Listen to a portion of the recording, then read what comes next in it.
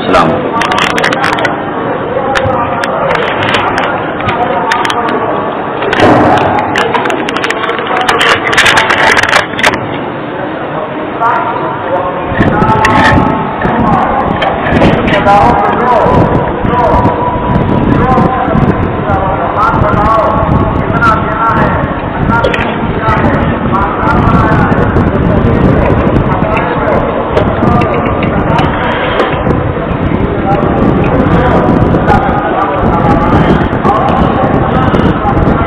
بسم اللہ الرحمن الرحیم۔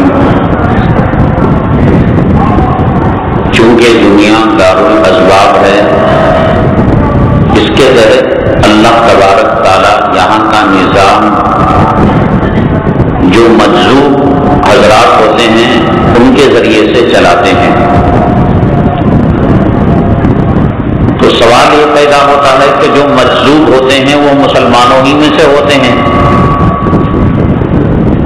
اس لیے کہ ولایت بزرگی کی جو شان ہے اس کی ایک اونچی شان ہے مجذوبیت۔ تو کیا ان کو اپنے قوم کی غیرت اور حمیت نہیں ہوتی کہ قوم کو مارا جا رہا ہے، پیٹا جا رہا ہے، حکومتوں کو عدل بدل کرنا، حکومتوں کو نیست و نابود کرنا اور جو چاہے حکومت لانا ان کے بس میں، ان کے اختیار میں ہے؟ تو ان کو پتا نہیں کہ اسرائیل کتنا ظلم کر رہا ہے؟ وہ فلسطینوں کی آزاد سلطنت اور مملکت کیوں قائم نہیں کر سکتے؟ اس کے لیے ہمارے بزرگان دین کی ایک کتاب ہے تذکرۃ الاولیاء۔ تذکرۃ الاولیاء لکھنے والے ہیں فرید الدین عطار رحمۃ اللہ علیہ۔ آپ کو معلوم ہے کہ ایک زمانے میں تاتاری جو قوم تھی وہ مسلمانوں پر بہت ظلم و ستم کیا کرتی تھی، اور اس کا ظلم اور اس کا ستم اس حد تک بڑا ہوا تھا اور مسلمان اس درجے ڈرے ہوئے تھے اور سہمے ہوئے تھے کہ تاتاری ایک کمزور عورت کسی مسلمان کو گزرتا ہوا دیکھ لیتی تو اسے یوں کہتی، ارے او رک جا، تو رک جاتا وہ۔ یہ عورت، وہ مرد، اور ممکن ہے اس کے پاس کوئی ڈیفنس اور ہتھیار، ڈیفنس کی چیز یا ہتھیار اس کے پاس ہو، لیکن دل میں تاتاریوں کا اس درجے ڈر تھا، خوف تھا کہ وہ رک جاتا۔ اب وہ اپنے ہینڈ پرس کو تلاشتی کہ اس کے اندر کوئی چھری ملے، چاقو ملے، کوئی مارنے کی چیز ملے، تو دیکھتی تو نہیں ہے، تو اس کو کہتی میرے پاس تجھے مارنے کے لیے چھری نہیں ہے، میں گھر میں جا کر ٹماٹر کاٹنے والی چھری لے کر آتی ہوں، جب تک تو یہیں کھڑے رہنا۔ مسلمان اس زمانے کا اتنا بزدل تھا، دین سے ہٹا ہوا تھا۔ دین پر رہتا ہے تو آدمی میں طاقت اور قوت، حمیت اور غیرت رہتی ہے، اور دین سے دوری کے نتیجے میں یہ سب چیزیں پیدا ہوتی ہیں۔ اتنا بزدل تھا کہ اس عورت کے گھر جا کر چھری لانے کا وہ انتظار کرتا، اور وہ چھری سے اس کے گلا کاٹتی، اور مسلمانوں کے سروں پر سر رکھ کر مینارے تعمیر کیے جاتے تھے اور اس کا مقابلہ ہوتا۔ کوئی کہتا میرا مینارہ اتنے فٹ اونچا ہے، کوئی کہتا اتنے فٹ اونچا ہے، عورتیں مرد، اتنا ان کا غلبہ تھا۔ فرید الدین عطار جو تذکرۃ الاولیاء کتاب کے مصنف ہیں، لکھنے والے ہیں، تاتاریوں کے زمانے ہی کے تھے۔ یہ تاتاری ایک طرف سے پورے علاقوں کو صاف کرتے ہوئے آ رہے تھے، اور جب ان کے گاؤں میں داخل ہونا چاہ رہے تھے تو کسی نے بتایا حضرت یہ مجذوبوں میں سے تھے، جو دنیا کا نظام کتب مدار چلاتا ہے۔ یہ کتب ارشاد ہوتا ہے، کتب مدار ہوتا ہے۔ کتب ارشاد اللہ تعالیٰ کے دینی احکامات کو، امر بالمعروف نہی عن المنکر کو وہ نافذ کرتا ہے، قطب مدار حکومت کا نظام چلاتا ہے. تو یہ قطب مدار میں سے تھے فرید الدین عطار رحمۃ اللہ علیہ. اور ان کو کہا گیا کہ حضرت تاتاری آپ کے گاؤں میں آ رہے ہیں. یہ جو سوال ہے یہ اپنی ذات کے لوگ ہیں, یہ بی جے پی کے RSS کے لوگ نہیں ہیں, یہ اسرائیل کے امریکہ کے لوگ نہیں ہیں. اپنی برادری کو گجرات ہوتے ہوئے دیکھ کر, فلسطین ہوتے ہوئے دیکھ کر, صومالیہ ہوتے ہوئے دیکھ کر, افغانستان ہوتے ہوئے دیکھ کر, عراق ہوتے ہوئے دیکھ کر, کشمیر کی وادی ہوتے ہوئے دیکھ کر یہ کیسے خاموش ہیں, یہ میں آپ کو بتا رہا ہوں. تو فرید الدین عطار رحمۃ اللہ علیہ کو بتایا گیا حضرت آپ کے گاؤں کو صاف کرنے کے لیے تاتاری ابھی پدھار رہے ہیں, تشریف لا رہے ہیں. حضرت پانی پی رہے تھے کٹورے میں. آج بھی اتر پردیش کے بعض علاقوں میں کٹوروں میں, مٹی کے کٹوروں میں پانی پیا جاتا ہے. تو وہ پانی پی رہے تھے, پی کر جب کٹورا ہاتھ میں لیا کٹورے کی طرف دیکھا اور کہا کہ تاتاری کہاں سے آ رہے ہیں, تاغر کدھر سے آ رہے ہیں.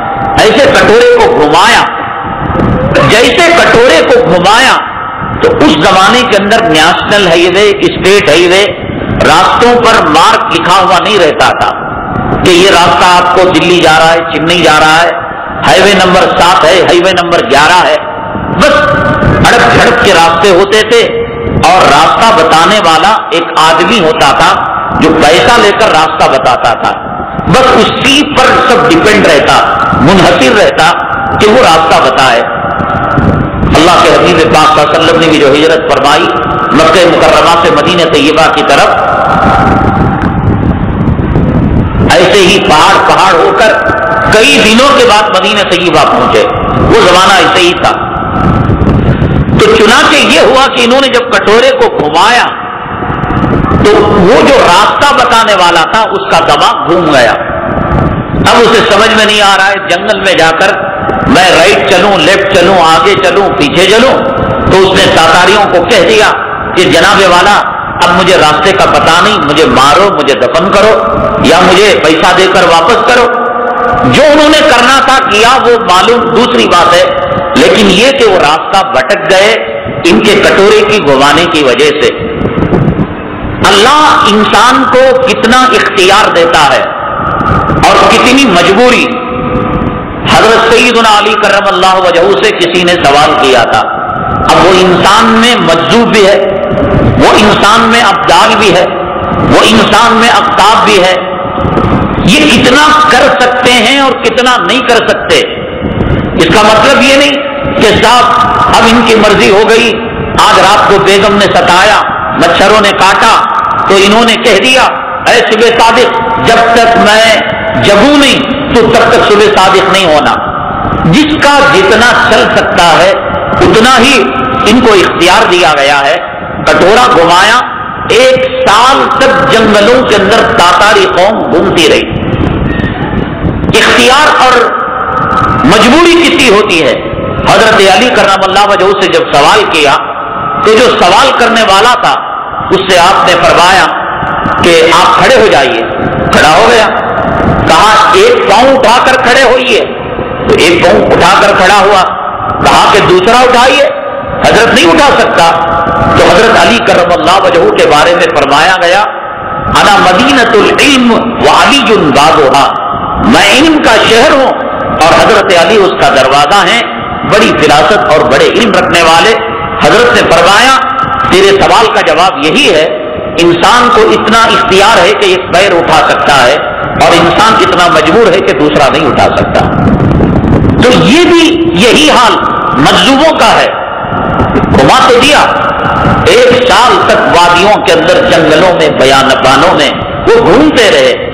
اب پھر اس کے بعد کب تک وہ گھومیں گے؟ آنا تھا ان کو اور یہ گاؤں فتح کرنا تھا. تو پھر جب دوبارہ وہ اس گاؤں میں آنا چاہے تو پھر لوگ بھاگے مسلمان حضرت فرید الدین عطار رحمۃ اللہ علیہ کے پاس اور کہا کہ حضرت آپ اس کٹورے کو پھر دوبارہ گھمائیے. حضرت نے کٹورا اٹھایا تو گھماتے ہیں تو کٹورا ہی نہیں گھوم رہا. اللہ تبارک تعالیٰ نے ندا کی فرید الدین عطار، ہم جو چاہتے ہیں وہ ہوتا ہے، آپ جو چاہتے ہیں وہ نہیں ہوتا۔ تباہی اللہ لانا چاہے، مظلوم کا باپ بھی اس تباہی کو روک نہیں سکتا۔ حکومت اللہ تبارک تعالیٰ کے دونوں انگلیوں کے درمیان ہے۔ یہ الیکشن، یہ ووٹ، یہ پارٹی، یہ نمائندہ، یہ سب بیکار ہے۔ کسی کے بارے میں خواب و خیال میں نہیں ہوتا کہ یہ بھی جیت سکتا ہے، تو بھاری بہومتی سے وہ جیت جاتا ہے، زیادہ ووٹ سے جیت جاتا ہے، اور ایک اس دنگل کا شیر اور مہاراجا ہوتا ہے تو اس کی ضمانت بھی ضبط ہو جاتی ہے۔ یہ اللہ تبارک تعالیٰ کے فیصلے ہیں، اور اللہ تبارک تعالیٰ اپنے فیصلے فرشتوں تک، اور فرشتے ان مجذوبوں کے ذریعے سے اس طریقے سے کرواتے ہیں۔ مولانا ہندوستان کی آزادی، تحریک آزادی کے وقت یہ ہمارے اکابرین دیوبند، میں نے بتایا ایک جملہ یاد رکھو، دارالعلوم نہ ہوتا تو ہندوستان کو آزادی نصیب نہ ہوتی۔ ہندوستان کی آزادی ہی دلائی صرف دارالعلوم دیوبند ہے۔ دارالعلوم دیوبند کے قیام ہی کا مقصد ہندوستان کی تحریک آزادی کے لیے مجاہدوں کو فراہم کرنا تھا۔ مدرسے بہت تھے دلی کے اندر، ہندوستان کے اندر بہت مدرسے تھے۔ میں نے بتایا بجنور اتر پردیش کا ایک شہر ہے، انڈر گراؤنڈ ایک بہت بڑا مدرسہ تھا، اتنا بڑا مدرسہ کہ 2000-2500 اس مدرسے کے اسٹاف تھے، پڑھنے والے اسٹوڈنٹ اور طلبا کی تعداد 50,000 تھی، کتنی تھی وہ اللہ بہتر جانے، انڈر گراؤنڈ تھا۔ اور شاہ ولی اللہ محدث دہلوی رحمۃ اللہ علیہ ختم بخاری کے لیے، جب بخاری شریف اینڈ ہوتی، ختم ہوتی، کلمتانی حبیبتانی الرحمن اس کی آخری حدیث ہے، اس کو پڑھانے کے لیے تشریف لایا کرتے تھے۔ اس مدرسے کے اندر بھی ہندوستان کی آزادی کے قریب تحریک آزادی کے لیے مجاہدوں کو تیار کیا جا رہا تھا۔ یہ جو سر پکڑ ہوتے ہیں جاسوس انگریزوں کے، انہوں نے کسی نے اطلاع دے دی کہ بجنور کے اندر انڈر گراؤنڈ مدرسہ چل رہا ہے، تو اس ظالم انگریز نے پورے مدرسے کے اوپر زمین کو کھود کھود کر بارود بچھا دیا اور بلاسٹ کر کر ہزاروں علماء کرام کو شہید کر دیا اس نے۔ آج بھی اس کے نشانات شہر بجنور کے اندر موجود ہیں اور اس کے کھنڈرات موجود ہیں۔ تو مولانا یعقوب صاحب نانوتوی رحمۃ اللہ علیہ یہ بھی صاحب تصرف مجذوب تھے، اور جب انگریزوں کا ظلم اور ستم حد سے بڑھ گیا، کیا دیکھا ہوگا آپ نے، کیا سنا ہوگا، انگریز کسی گھر پر حملہ کرتا مسلمانوں کے، ماں مر گئی، باپ مر گیا، گود کا بچہ ملا تو اس کو مارتا نہیں تھا، وہ اسے لے جا کر اناث آشرم میں اس کی پرورش کراتا، دنیا والوں کو یہ پیغام دینے کے لیے کہ یہ دیش ورودھی تھا، دہشت گرد تھا، ٹیررسٹ تھا، ہم نے مارا، اور ہمیں ان سے دشمنی ہوتی تو اس کے بچے کو بھی مار دیتے۔ اناث آشرم کی فوٹو پوری دنیا کے اندر نشر کی جاتی تاکہ اس کے تعلق سے ہمدردی کی لہر ہو، لوگ اس کی تعریف کریں۔ اور جب وہ کچھ چلنے پھرنے 6 سال 7 سال کی عمر کا ہو جاتا، اتنا بڑا نسل حرامی تھا، حضرت اقدس مولانا حسین احمد مدنی نور اللہ مرقدہ کے بارے میں آتا ہے، انگریز کے اس ظلم، تشدد اور اس کی غاصبانہ حرکتوں کو دیکھ کر حضرت کے دل میں اس درجے سخت نفرت تھی، اس درجے سخت نفرت تھی، حضرت فرماتے تھے کہ میرے جسم کے اندر خون کم ہے اور انگریز کی عداوت اور دشمنی زیادہ ہے۔ اور لمبا واقعہ کہ عدالت کے اندر آپ نے کیا کیا، کیا کہا، بہرحال یہ دھوکہ دینے کے لیے بچوں کو اناث آشرم میں، یتیم خانے میں پرورش کراتا، 6 سال 7 سال، جب ان کی عمریں ہو جاتی تو پھر ان کے خاندان کے لوگوں کو ون ڈے میچ کہہ کر جمع کرتا کہ آ جاؤ ایک نمائش ہم تم کو دکھا رہے ہیں۔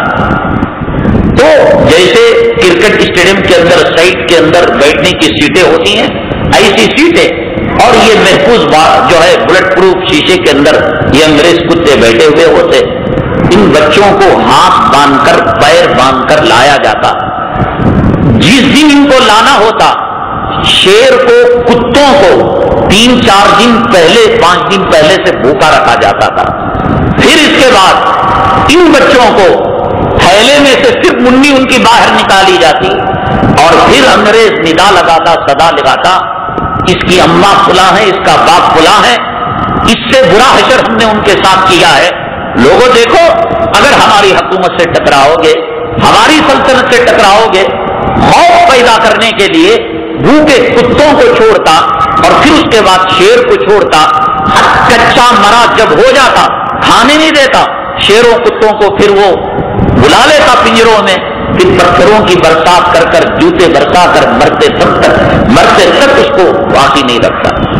یہ ظلم یہ ستم کس کی غیرت برداشت کر سکتی ہے کس کی شرم برداشت کر سکتی ہے. مولانا قاسم نانوتوی رحمۃ اللہ یعقوب صاحب نانوتوی رحمۃ اللہ علیہ کو کسی نے کہا حضرت صاحب تصرف ہیں کرتے کیوں نہیں؟ تو حضرت نے کہا ان انگریزوں کو ختم کرنا 1 منٹ کا کام ہے لیکن اوپر سے اجازت نہیں ہے مولا کی مرضی نہیں ہے. ورنہ ان حضرات کو جنگ کرنے کی ریشمی رومال کی تحریک چلانے کی جیل میں جانے کی ضرورت ہی نہیں پڑتی. تصرفات کی ان کو اجازت نہیں ہے. ریشمی رومال کی تحریک شیخ الہند رحمت اللہ علیہ جن دنوں چلا رہے تھے امروٹ ایک علاقہ ہے وہاں کے مولانا ہیں مولانا محمود صاحب امروٹی رحمت اللہ علیہ تحریک ریشمی رومال کے سرگرم کارکن بڑے فعال بڑے ایکٹیو ممبر تھے وہ ریشمی رومال تحریک کے. تو ایک مرتبہ لوگ بیٹھے ہوئے تھے انگریزوں کے ظلم تشدد کے تذکرے ہو رہے تھے. کسی نے مولانا محمود امروٹی رحمت اللہ علیہ کو کہا حضرت کیا کر رہے ہیں آپ؟ تو انہوں نے ایک انگریز ظالم کتے کا نام لیا اور فرمایا 1 سیکنڈ کا کام نہیں کہ اس کے قلعے میں جا کر جیسے ایک چڑیا کے نلڈے کو ایک بچہ دباتا ہے فرمایا کہ اس کے ہاتھیوں کی فوج کو میں دبا کر نیست و نابود کر دوں. لیکن ہم کیا کریں ہمارے ہاتھ پیر بندھے ہوئے ہیں مجبور ہیں. اللہ کا کچھ نظام اور سسٹم ہی ایسا ہے کہ ان کے ساتھ لڑائی کی جائے اور ان کے ساتھ قتال کیا جائے. ورنہ حضرت حاجی امداد اللہ مہاجر مکی رحمت اللہ علیہ کو ان کے پاس جنات اور کئی اللہ تبارک تعالیٰ کی وہ مخلوق جو آنکھوں سے اوجھل رہتی ہے حضرت کے ہاتھ پر بیعت تھی اور حضرت کی بات مانا کرتی تھی. حضرت مولانا حاجی امداد اللہ مہاجر مکی رحمت اللہ علیہ کو فرمایا گیا حضرت آپ حکم دیجئے جنات کو اور اس مخلوق کو بڑی طاقتور ہے پاورفل ہے. تو حضرت نے فرمایا اللہ تعالیٰ نے ہمیں غلام بنا کر بھیجا ہے دوسروں کو غلام بنانے کے لیے نہیں بھیجا ہے.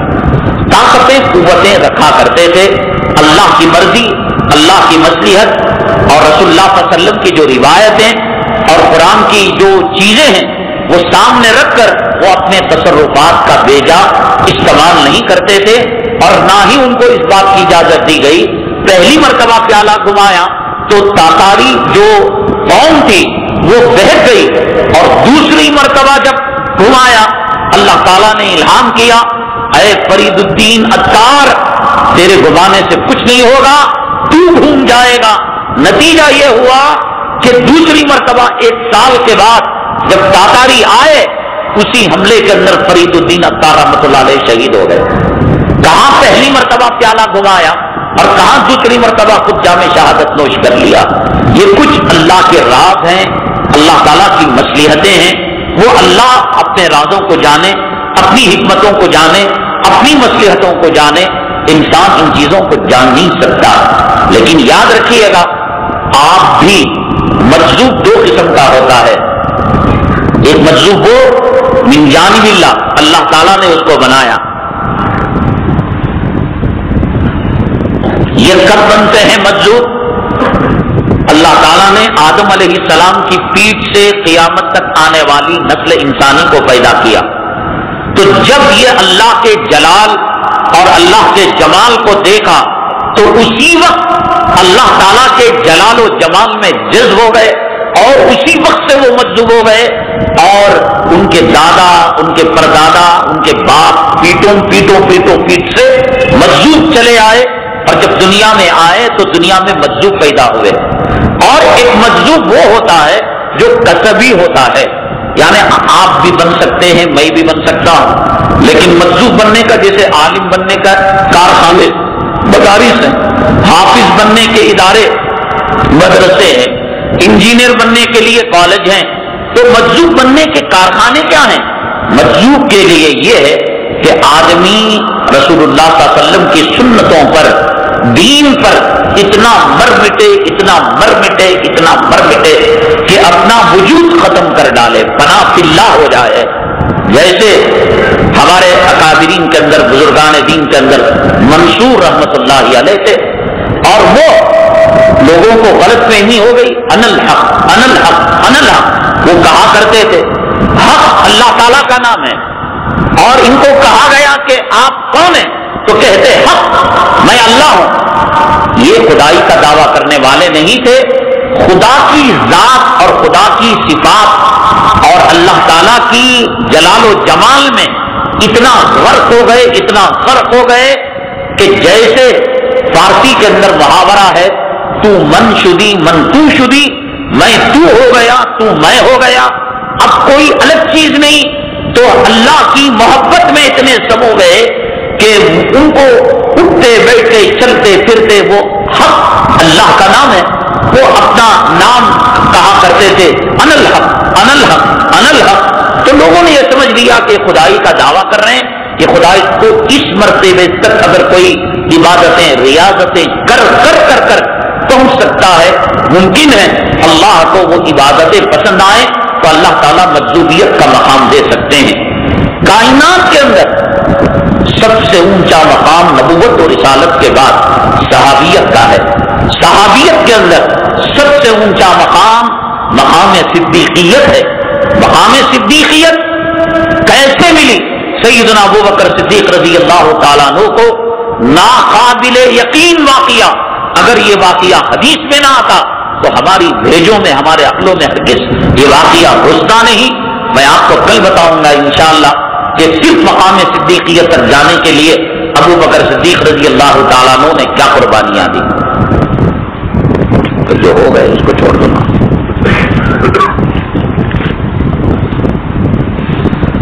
حضور صلی اللہ علیہ وسلم کی خواب میں زیارت کرنا ہو تو کون سی دعا پڑھ کر سونا چاہیے؟ درود پاک کی کثرت رکھے، اور درود کی کتابوں کے اندر کچھ خاص درود ہیں۔ اللہم صلی علی روح محمد فی الارواح وجسد محمد فی الاسجاد وقبر محمد فی القبور، خاص طور سے رسول اللہ صلی اللہ علیہ وسلم کی زیارت کے لیے یہ درود پاک بنایا گیا ہے۔ انسان جس چیز کو زیادہ تصور کرتا ہے، زیادہ خیال کرتا ہے، دل کی گہرائیوں سے، لپسٹک کے جیسا نہیں کہ منہ سے وہ بول رہا ہے، ایسا نہیں جیسا انگریز مارنے کا مارتا دوسرے دن آئی ایم سوری بولتا ہے، ایسا نہیں، دل کی گہرائیوں سے ہوتا یہ ہے کہ خواب کے اندر بھی اس کو وہی چیزیں دکھائی دیتی ہیں۔ جو بچہ کرکٹ کھیلتا ہے تو کچی نیند کے اندر جب بک بکاتا ہے تو یہ نہیں کہتا میں نے گول مار دیا، بلکہ یہ کہتا ہے کہ میرے 4 رن ہو گئے، میرے 6 رن ہو گئے، میں نے جو کھیل کھیلے گا وہی کھیل خواب کے اندر دیکھے گا۔ ہاکی کھیلے گا تو ہاکی دیکھے گا، فٹ بال کے بارے میں سوچے گا۔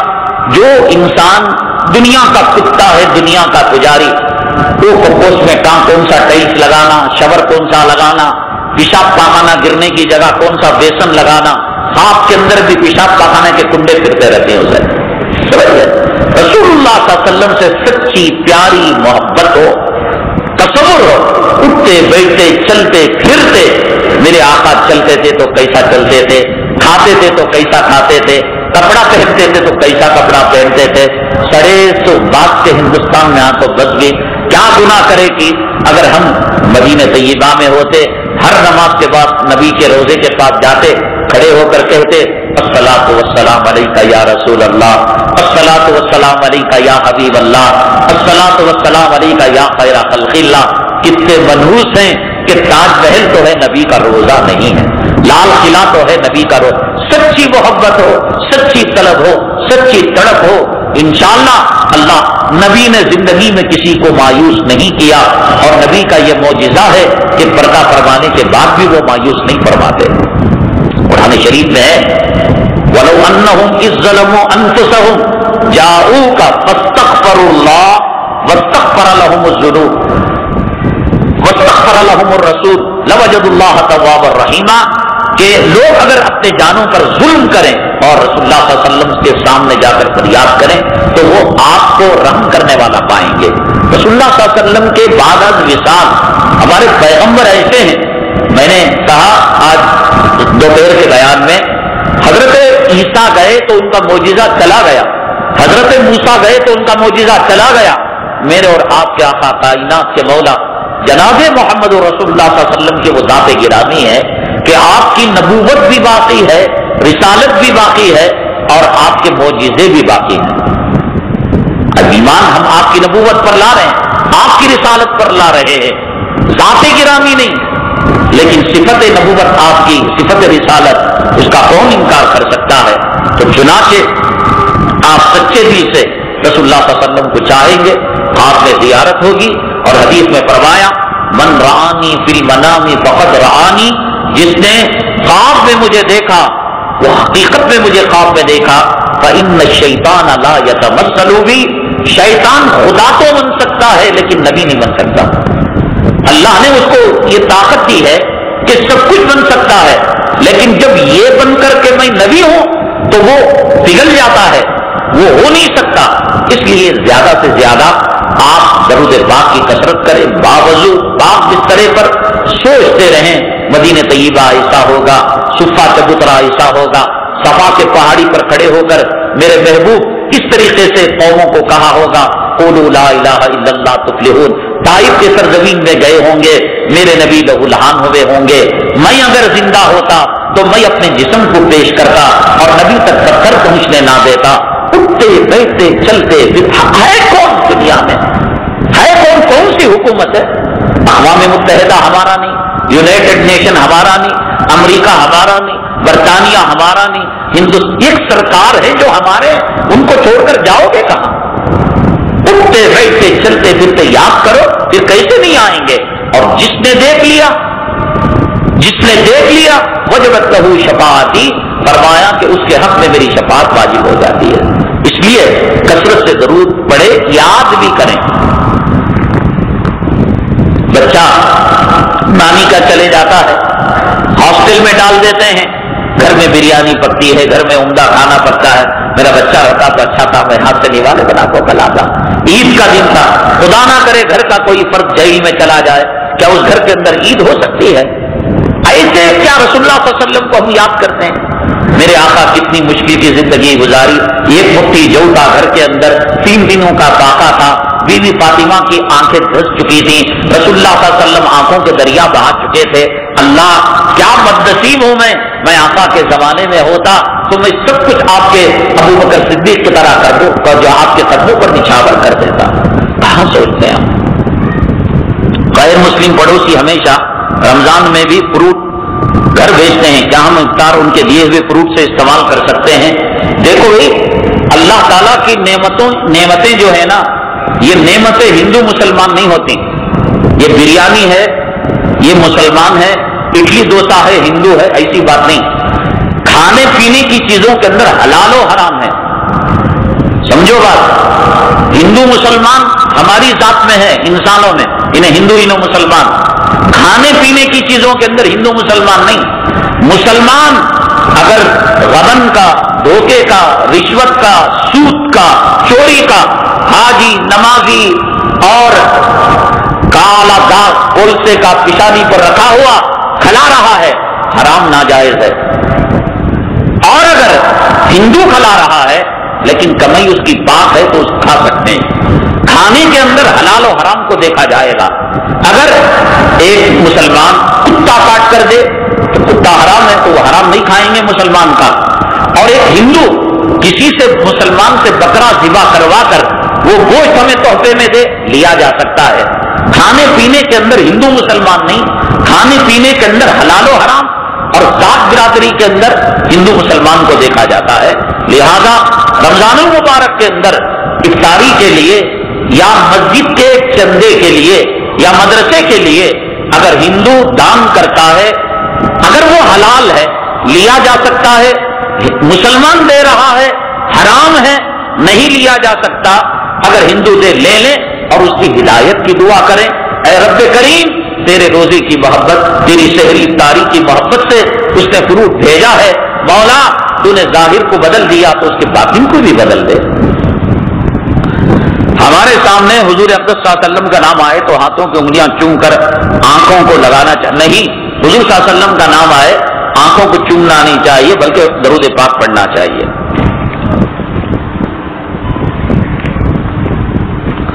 عبدالصمد کی بیٹی تعظیم ان کی طبیعت ناساز ہے، اللہ تعالیٰ انہیں صحت و شفا نصیب فرمائے۔ الحمدللہ رب العالمین والصلاۃ والسلام علی سید المرسلین وعلی آلہ وصحبہ اجمعین۔ اللہم انک عفو کریم تحب العفو فاعف عنا۔ سبحان ربک رب العزۃ عما یصفون وسلام علی المرسلین والحمد للہ رب العالمین۔